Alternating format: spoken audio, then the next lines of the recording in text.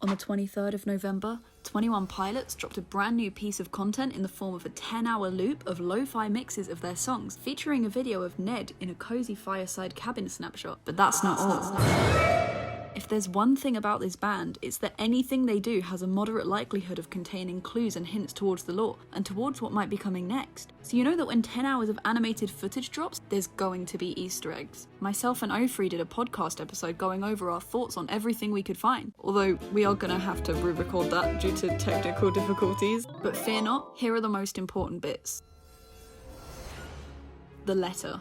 On the wall are a series of pieces of paper stuck up by the yellow Bandito tape. We recognised most of these drawings from the Leave the City visuals from the Bandito tour, although they appear to have been flipped. Now, there is also a letter taped to the wall which reads, Ned.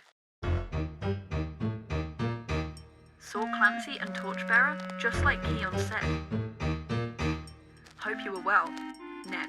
Now, of course, the clique was quick to jump on the grammatical errors in search of a possible hidden message, many drawing out the phrase a date from the missing letters. It doesn't seem to be likely, however, as if we look closely, there are actually 2 A's missing at the start, not 1, and the word said is spelt incorrectly, making what would be considered missing letters ambiguous. The letter is very interesting though, and draws forward multiple questions. Does this mean that the Tyler we saw with the torchbearer on Voldsoy in the Outside music video is Clancy? Was he Clancy all along, or has he now taken on the persona? And why is Ned in correspondence with Keon's? We know that Keon's has been working as a double agent, but exactly how long has he been a part of the Torchbearer's plan?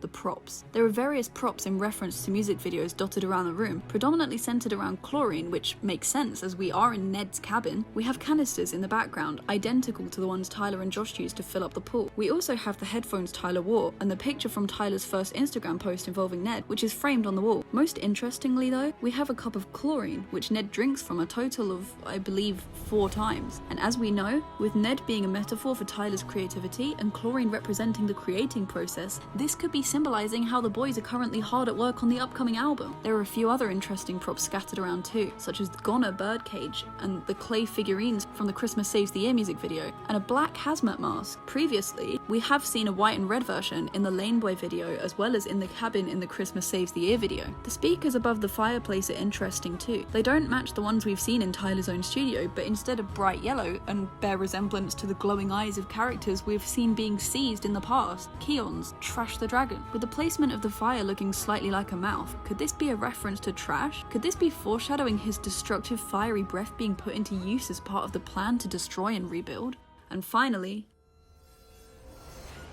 the May 17th theory. Now, when this video initially dropped, many noticed that although Ned appears to be deep in his slumber for large portions of the video, he wakes up various times. One of these times, however, is different from the others. At exactly 5 hours and 17 minutes, Ned wakes up abruptly, and the computer screen, which has previously shown shortened versions of the music videos for the songs that were playing, now shows unseen footage of Tyler in his studio working on something. What's interesting is that this takes place at exactly 5:17, which converts to May 17th, aka the Blurryface album release date back in 2015. Now, if we're being shown Tyler making music at this timestamp, it could be hinting that the next album is going to be released on that same day, except it will be in 2024, and it will be the 9-year anniversary of Blurryface's release.